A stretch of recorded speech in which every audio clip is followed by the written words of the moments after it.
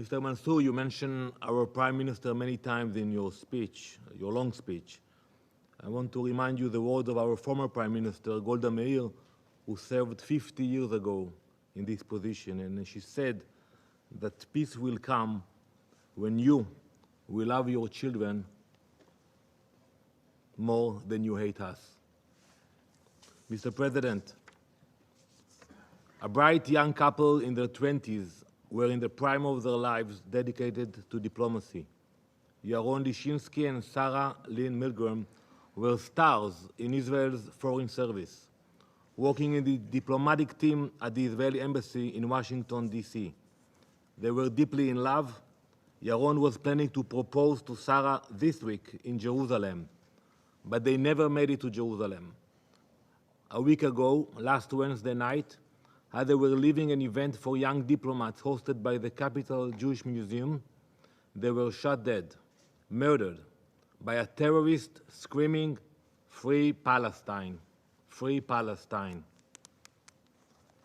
This was a targeted anti-Semitic assassination of two Israeli diplomats on American soil. This was anti-Semitic terrorism of the most horrific order. It was an act of pure evil. The animal who pulled the trigger was just the final link in a chain of incitement that stretches across social media, across university campuses, across valleys, and yes, across the floor of this very council. The blood of Yaron and Sarah is not only on the shooter's hands, it is on every official, every influencer, every academic, every anti-Semite, every so-called expert who has spent the last 19 months portraying Israel as a genocidal regime and terrorists as freedom fighters. But we cannot talk about such recklessness without talking about Mr. Tom Fletcher, who sat here a few weeks ago. Mr. Fletcher has assumed the role of moral preacher. His speeches and statements drip with pomposity and self-righteousness, but not a shred of responsibility. Just a few weeks ago, in this chamber, he accused Israel of genocide. I have demanded the retract of this baseless and vile accusation, but he has not so far. As if that was not outrageous enough, he declared just 2 days before Yaron and Sarah's murder that, quote, and I quote him directly, "There are 14,000 babies in Gaza that will die in the next 48 hours. And you should have seen the way he spoke, like he has some information that we don't have. That claim was a lie. It had no basis in fact, and yet it was broadcast across social media, fueling the already terrible anti-Semitism. Of course, as we all know, 14,000 babies did not die in those 48 hours, but 2 innocent Jews did. Mr. Fletcher was forced to retract that lie after the BBC corrected him. But retractions don't put the bullets back in the gun. They don't bring back Yaron and Sarah.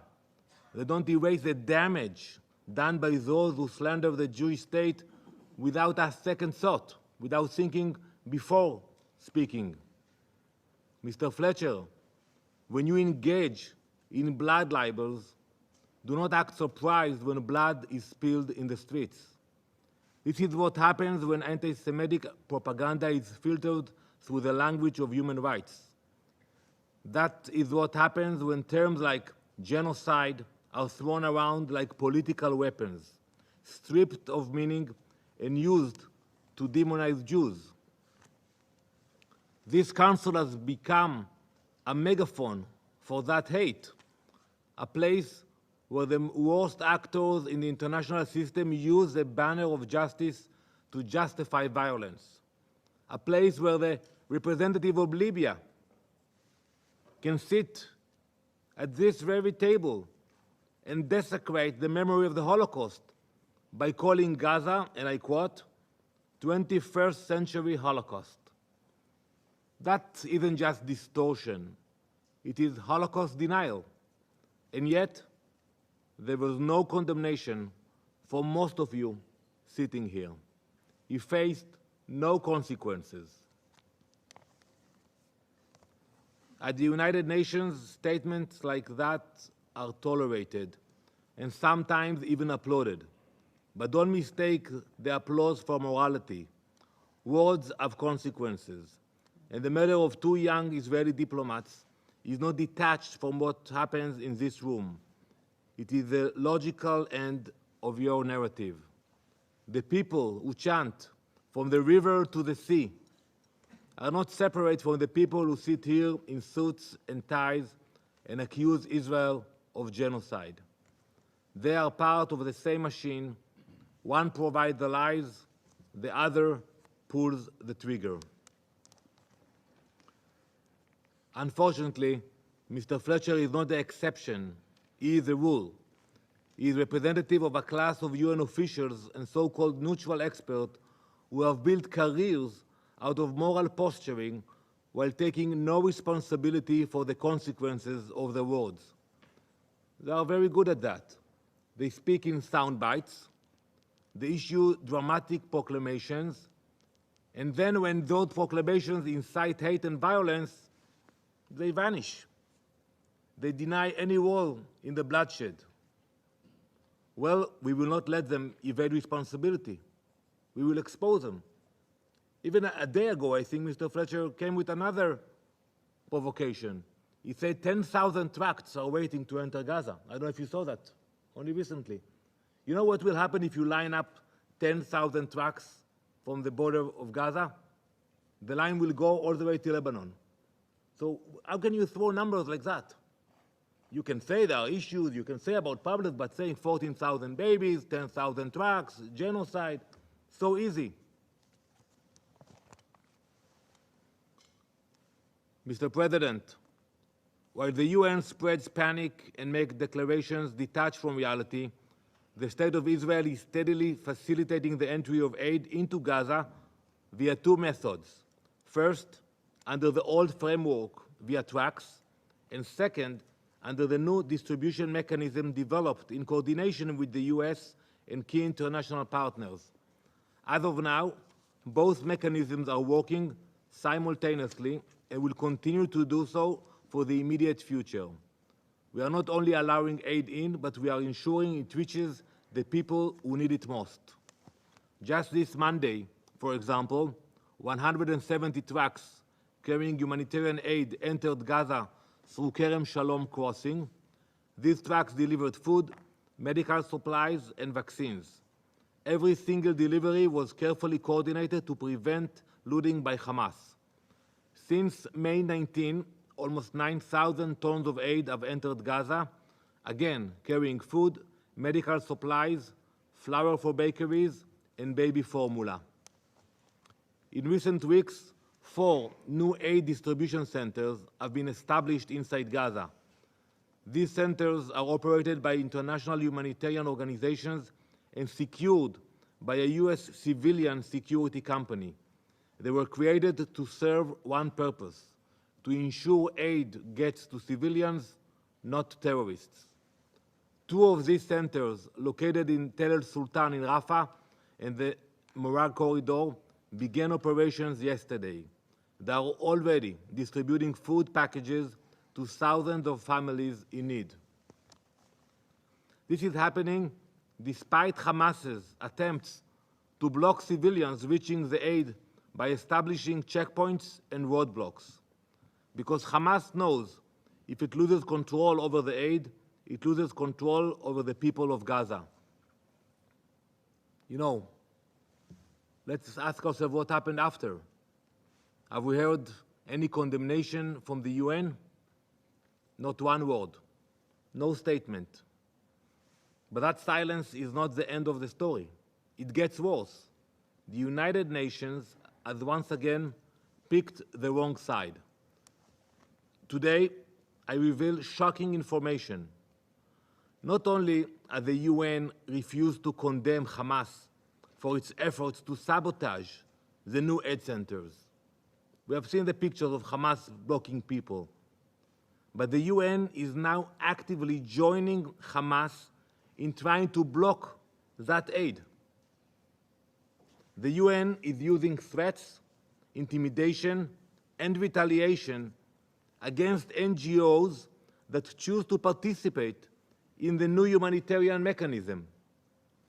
A number of major international NGOs made a decision to take part in the new aid initiative. They decided to ignore the UN's calls for a boycott. They are allowed to do it. They said, we want to give it a try. We want to help this new mechanism. They chose to act because they truly care about what happened. The UN's response was brutal.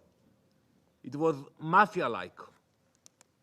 Without any discussion, without due process, the UN removed those NGOs from the shared aid database. That database, I want to remind you, is a central system for tracking aid deliveries into Gaza.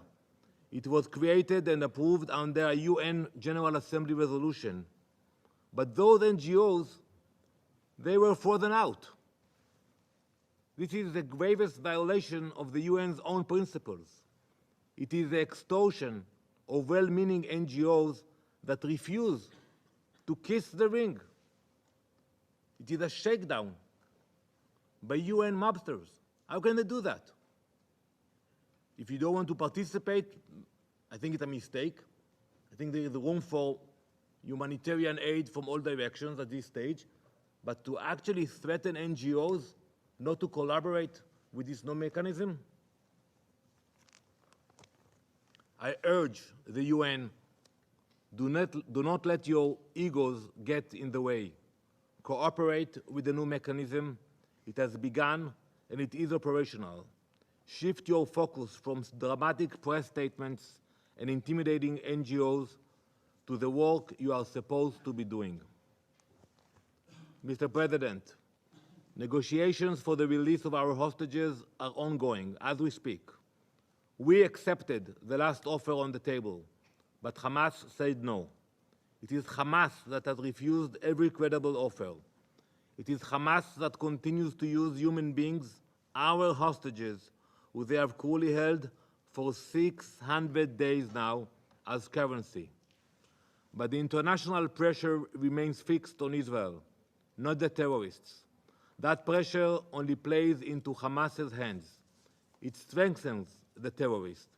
It prolongs the war.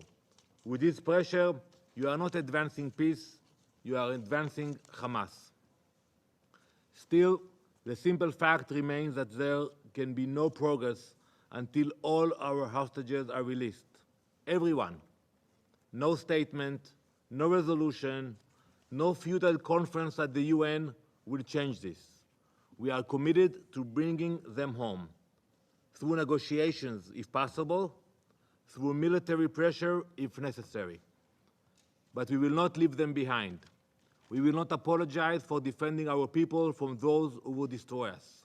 No matter how many lies are told, no matter how many blood libels are spread, we will continue to fight for the lives of our citizens and for the future of our people. Thank you, Mr. President.